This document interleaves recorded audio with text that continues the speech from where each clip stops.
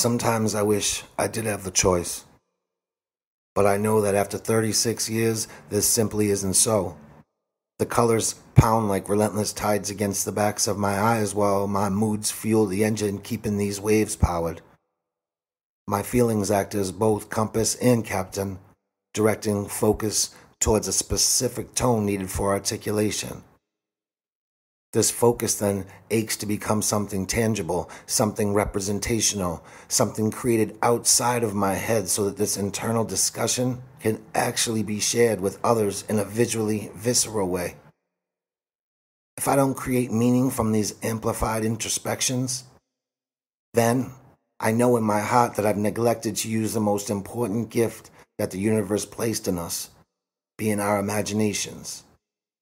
If these insights, observations, experiences, and understandings aren't manifested into some physical form, I know then I risk sacrificing the possible opportunity for communication, empathy, encouragement, and connection from taking place.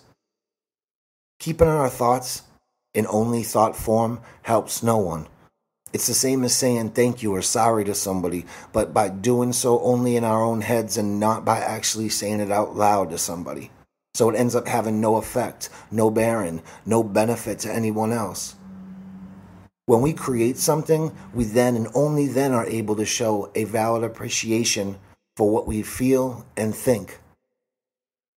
This not only lubricates our imagination as to keep it running smoothly, but it also helps when it comes to connecting with others. Because without connection, we become traffic, obstacles, unvisitable islands in other people's worlds. What real use is even the prettiest of islands if no one will ever step foot upon its shores? Sometimes I do wish I could turn it off, to not have to build these ideas, and to be grateful enough just for having them. But I've tried this and I've learned that the longer an idea hangs around in my head, the more weight it gains. And in quick time, it changes from that initial spark into a debilitating anchor, pinning down my smile while planting doubt in my faith.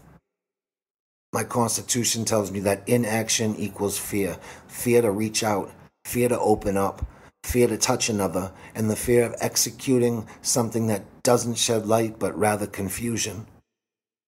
This is why I don't really have a choice in it all. The balance between the daydream and the action that comes from that daydream is where I find either my pain or my peace.